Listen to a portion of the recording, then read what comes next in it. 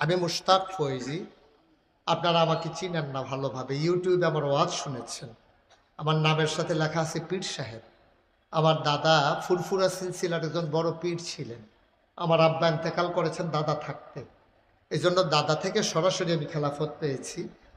কিন্তু আপনারা সাধারণত সব বাংলাদেশে যত পীর দেখেন সবাই কিন্তু প্রকৃত অর্থে পীর না।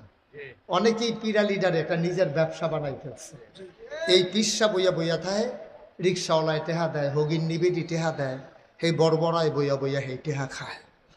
আসেনি এই কারবার? আমি মুশতাক ফয়েজি। আমার হাত আছে, পাও আছে, নাক আছে, চোখ আছে, মুখ আছে, লেখাপড়া করছি। আমি যদি মাডিও কাটি তাও তো আমি একদিনে 500 টাকা কামাই করতে পারবো কমপক্ষে। তো রিক্সাওয়ালা টাকা দেবে, ভিক্ষা করা মহিলা টাকা দেবে, আমি সেই টাকা বৈশা বৈশা খাইতে হবে, লজ্জা লাগে, শরম লাগে। কেন আমরা এমন হইলাম? আমি করোনার সময় আমার গাড়ি নিয়ে রাতের বেলা ঘুরে ঘুরে, যারা ভয়ে বাড়ি থেকে বের হতো না, আমি গাড়িতে করে বাজার করে রাতের আধারে দরজার ভিতরে নক করে বাজার দিয়ে আসতাম। বলেন আলহামদুলিল্লাহ। এটা বুঝার জন্য বলতেছি, অহংকারের জন্য না। এই গত বন্যা গিয়েছে কুমিল্লায়, আপনারা জানেন। বন্যার সময় আমি 15 দিন আমার পরিবার থেকে আমি বিচ্ছিন্ন ছিলাম। আমি এই 15 দিন বৃষ্টিতে ভিজে ভিজে, পানিতে ভিজে ভিজে আমি ঘরে ঘরে খাবার নিয়ে দিতে আসছি। অনেক মানুষ আমার দিকে তাকাইয়া কাঁদছে যে হুজুর আপনি ফিসাব মানুষ, আপনি আমাদের ঘরে চলে আসছেন। আমি বলছি বাবা, তোমরা তো সবসময় আমারে দেখো, আমার কি মাঝে মাঝে তোমাদেরকে দেখতে মন চায় না? এই জন্য ছুটে এসেছি। আলহামদুলিল্লাহ বলবেন না? এই করোনায়, এই বন্যায় আমি চেষ্টা করি। আমার এখানে দাদার কাছ থেকে আমি পেয়েছি মাত্র 9 শতক জায়গা। আমার ভাই দাওয়াত দিতে গেছিল আমারে, হ্যাঁ ইব্রাহিম ভাই আমারে দাওয়াত দিতে গেছিল, জিজ্ঞেস করেন, দেখে আসছে 18 একর জায়গার উপরে আমার কমপ্লেক্স। 1800 শতক। মারহাবা বলতেন না? কয় শতক? 1800 শতক। 18 শতক। 1800 শতক। কি তারি 1800 শতক জায়গার উপরে আমার 10টা প্রতিষ্ঠান। জাকির আসকারের জন্য একটা খানকা আছে, একটা আলিম মাদ্রাসা, নুরানি মাদ্রাসা, হাফিজিয়া মাদ্রাসা, ধাতব্য চিকিৎসালয়, গণপাঠাগার, গবেষণাগার, ছাত্রাবাস, ইয়াতিমখানা, মসজিদ। মারহাবা বলবেন না? 10টা প্রতিষ্ঠান আমার। সোশ্যাল মিডিয়ার সুবাদে আপনারা শুনেছেন আমার মসজিদটা শুধু মসজিদ না, মসজিদ মাদ্রাসা তো কত সেই করে, কয়টা টেয়া হইলে একটা মসজিদ দিয়ালায়, কয়টা টাকা হইলে একটা মাদ্রাসা দিয়ালায়। আমি চিন্তা করলাম আমার বাংলাদেশের খেটে খাওয়া অসহায় মানুষগুলো, চিকিৎসার অভাবে কত মানুষ মারা যায়। আমি যেই চিন্তা সেই কাজ। আমি 21,000+ স্কোয়ার ফিট জায়গার উপরে আমার নিচতলায় হাসপাতাল, দোতলায় 3তলায় মসজিদ। মারহাবা বলবেন না? আমি যখন ইঞ্জিনিয়ারকে বললাম কত টাকা লাগতে পারে এটা করতে, ও আমাকে বলল 30 কোটি টাকা। কত কোটি? আমি গরিব মানুষ, সরকারি কোনো অনুদান নাই, আমি 30 কোটি টাকা পাবো কই? আমি নিয়ত করলাম যে আমি 1 বছর মাহফিল করে যত টাকা পাই পুরা 1 বছরের হাদিয়া আমার মসজিদে, হাসপাতালে আমি দান করে দেব ইনশাআল্লাহ। আমি একসাথে 25 লক্ষ টাকা দিয়া তারপরে মসজিদের কাজ শুরু করেছি। আজকে পর্যন্ত মসজিদে খরচ হয়ে গেছে প্রায় 6 কোটি টাকা। এই মাসের 19 তারিখ, আজকে কয় তারিখ? 11 তারিখ। আর 8 দিন পরে আমার দোতলার ছাদ হবে। একতলার মসজিদের ছাদ হয়েছে 24 সালের 1 জুন, আর এখন দোতলার ছাদ হবে এই চলতি মাসের 19 তারিখ। আমি ইঞ্জিনিয়ারকে বললাম ছাদটা করতে কি লাগবে? কয় 40 টন রড লাগবে শুধু ছাদে। কয় টন? 40 টন। 50,000 ইটের সুরকি লাগবে, কলামগুলোতে পাথর লাগবে, সিলেট স্যান্ড লাগবে 2600 স্কোয়ার ফুট, তারপরে আপনার ঘন ফুট সিমেন্ট, কি বলে পাথর লাগবে, ছোট্ট পাথর বালুকণা, আর সিমেন্ট লাগবে 1500 বস্তা। মিস্ত্রি খরচ হলো 39 লক্ষ টাকা, 50% ধরে প্রায় 80 লক্ষ টাকা আসবে সে ফিনিশিং দিলে, আর অর্ধেক ধরে 39 লক্ষ টাকা। আমার এই বিশাল প্রকল্প। আপনাদের এখানে মাহফিল শেষ করে আমি দরবারে যাব, মসজিদের কাছে গিয়া আমি গাড়ি থেকে নেমে যাই, আমার ড্রাইভার আর আমার পিএসকে বলি তোমরা রুমে চলে যাও, আমি ঘুরে রুমে আসতেছি। মসজিদটা না দেখলে ঘুমাইতে পারি না। ঘুমাইতে যাই, স্বপ্নে দেখি মসজিদ, খাইতে যাই, গলার মাঝে খাবার আটকে যায়, মসজিদের কথা চিন্তা করে। আমার সন্তানদের জন্য আমি এত খবর নেই না, একদিন না যাইতে পারলে ফোনে 10 বার ফোন দিয়া আমার খবর নেওয়া লাগে। আমার মসজিদ আমার স্বপ্ন। মাঝে মাঝে আমি ছাদের উপরে উঠে কান্দি, আল্লাহ আমি যদি মইরা যাই, এই মসজিদের কাজটা কে শেষ করবে? আমার যত মানুষ চিনে, আমার ছেলেদেরকে যত মানুষ চিনে না, কে শেষ করবে?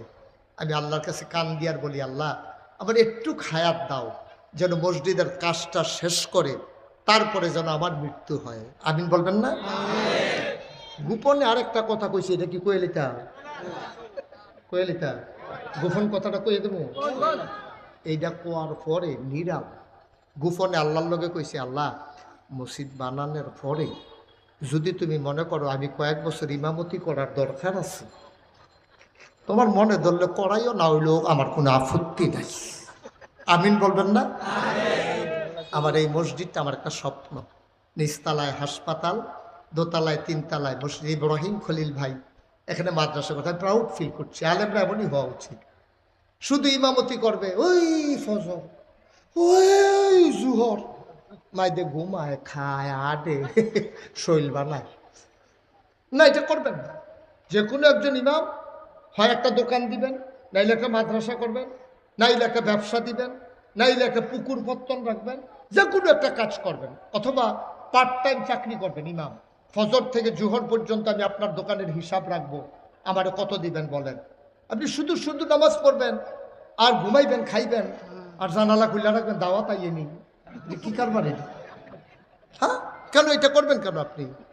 হেতারা নামাজ পড়ে, আমরা নামাজ পড়াই, তাইলে হেতারা যে নামাজ পড়ে তারা যে ব্যবসাও করে, বাণিজ্যও করে, চাকরিও করে, তা আমি নামাজ পড়াই দেখে আমি কিছু করতে পারবো না? কে বলছে আমারে? কে বলছে এটা? আলেম ওলামা হবে, তারা ইনশাআল্লাহ সমাজের বুকের মডেল হবে, তারা আইডল হবে, তারা আইকন হবে, তারা উসওয়াতুন হাসানা, নবীর উত্তম আদর্শ হবে। ঠিক কিনা বলেন? খালি নামাজ পড়াইব আর খাইব আর ঘুমাইব, এটা কি কথা? এটা মেহনত করবেন আলেম ওলামারা, কোটি টাকার মালিক হবেন, সব আলেম ধনী হোক। আমি সবসময় দোয়া করি, আলেমরা টিটকারি মারতে সহজ যদি আলেম গরিব থাকে। আলেম যখন ধনী হবে, তুমি যখন হাত পাতা লাগবে, তখন আলেম টিটকারি মারবে না, তোমার প্রতি মায়া দেখাবে। ঠিক কিনা? তুমি তো হুজুর দেখলে টিটকারি মারো, কি হুজুর খাইয়াইছেন না গিয়া খাইবেন? হুজুর দেখলে টিটকারি মারো, মনে হয় যেন হুজুরে তার দুলা ভাই হয়। এর দূর তো শেষ না, হুজুরে যদি একটু তাড়াতাড়ি আনে এটাও দোষ, হুজুরে আস্তে আসলে এটাও দোষ। হুজুরের শরীর একটু মোটা, তে দেখলে হুজুরে টিটকারি মার, হুজুর দরজা দিয়ে ঢুকেননি, হুজুরে দরজা দিয়ে ঢুকবো না, হইলে উফরি দিয়ে টিন খুললে দুপুরে পড়বো, তোর সমস্যা কি? আলেম ওলামারা ধনী হওয়া লাগবে, এটা আমার আবদার। কষ্ট করবেন আল্লাহ দেবে, আপনি কষ্ট করবেন আল্লাহ দেবে। আপনি যতদিন স্বাবলম্বী না হবেন ততদিন পর্যন্ত সমাজের মানুষ আপনাকে মানুষ মনে করে না। ঠিক কিনা কর? আলেমের হাতে টাকা গেলে সিনেমা হল দেবে না, আলেমের হাতে টাকা গেলে আলেম মদ খাবে না, বাগিবাজি করবে না। ঠিক কিনা কর? আলেমের হাতে টাকা গেলে আলেম মসজিদ করবে, মাদ্রাসা করবে, হাসপাতাল করবে। শুধু আলেমদের হাতে টাকার দরকার আছে নাকি নাই? আমি তো শুরু করে দিছি, আল্লাহ তো আটকায় নাই। 6 কোটি টাকা খরচ করে ফেলছি না, কি হয়েছে? আমার 25 লক্ষ টাকা আমি দিছি, আমি কি বলে গেছি নাকি? আল্লাহ আমার আরো ঢাইলা দিস। সুবহানাল্লাহ বলবেন না? আমার এই মসজিদের ছাদ 19 তারিখে ঢালাই হবে, এটা আমার স্বপ্ন। আমার সন্তানের চাইতে বেশি মায়া। নবীজি কি বলছেন আপনি শুনছেন? নবীজি বলছেন, মান বানা লিল্লাহি মসজিদান বানাল্লাহু লাহু বাইতান ফিল জান্নাহ। যে দুনিয়াতে মসজিদ বানাবে, আল্লাহ জান্নাতে তার জন্য ঘর বানাবে। সুবহানাল্লাহ বলবেন? আমি বলিও নাই। আমার এক ভাই এই যে দৌড়ে যাই না, এই যে 2000 টাকা কয়, হুজুর আপনার মসজিদের জন্য 2000 টাকা। আমি বলিও নাই তখন। সে ওই যে ইউটিউবে দেখছে, শুনছে, 2000 টাকা দিস। আপনার মাদ্রাসার জন্য দিছেন, আরও দিবেন। মেয়ে বিয়ে দিবেন, নিয়ত করবেন এতিম বাচ্চাগুলোকে একবেলা খাওয়াবো। ছেলে বিদেশ পাঠাবেন, নিয়ত করবেন প্রথম মাসের বেতনের টাকাটা মাদ্রাসায় দিয়ে দেব। এইভাবে করবেন। চাকরি হয়েছে, প্রথম মাস থেকে 2000 টাকা মাদ্রাসায় দেব। নিয়ত করেন, আল্লাহ বরকত দেবে। আমার এই মসজিদ, আমি এক নিয়ত ছিল যে একটা লোক পাইলে আমার মসজিদের কথা বলবো, কারণ কারি দিয়ে আল্লাহ কি করায় বোঝা বড় মুশকিল। এখানে যদি কেউ এখানে থেকে থাকেন যে হুজুর এক ভাই চাওয়ার আগে 2000 টাকা দিছে, আমিও হুজুর 5,000 টাকা আপনার মসজিদের জন্য দিলাম, আমিও ইনশাল্লাহ 50 বস্তা সিমেন্ট অথবা 10 বস্তা সিমেন্টের টাকা দিলাম, মোস্ট ওয়েলকাম, আহলান সাহলান মারহাবা, আপনাকে আমার মসজিদে স্বাগতম। আপনি শরীক থাকেন, আল্লাহ ঢেলে দেবেন ইনশাআল্লাহ, মসজিদে দেবেন, আল্লাহর ঘর, আমাকে না। আল্লাহ আমাকে অনেক দিছে আলহামদুলিল্লাহ। কেউ আছেন যে হুজুর আমি 1,000 টাকা দিয়ে শরীক হইলাম আল্লাহর ঘর মসজিদের জন্য, আল্লাহ কপাল খুলে দেবে ইনশাআল্লাহ। মাশাআল্লাহ। কি নাম ভাইয়ের? তাওহিদুল ইসলাম। আলেম মানুষ না? আলেম না? আলেম। আমার ভাই ওয়ারাসাতুল আম্বিয়ার দরজা আমার ভাইকে দিয়ে দাও। মাশাআল্লাহ। আমার আরেক ভাই, মাশাআল্লাহ, আরেক ভাই দিছেন কত এখানে? 2000। কে দিছে এটা? তোমার বাবা। মাশাআল্লাহ। আল্লাহ আল্লাহ এই ছেলেটারে তুমি। আরেক ভাই দিছেন ইমাম সাহেব। মাশাআল্লাহ। ইমাম সাহেব হুজুর আমরা আরো টাকা দেওয়া না দরকার। ইমাম সাহেবের বেতন পায় কয়টা? 1000 টাকা দিয়া লাইছে। মাশাআল্লাহ। এই ছেলেটার আম্মা নাই, মায়ের জন্য দোয়া চায়।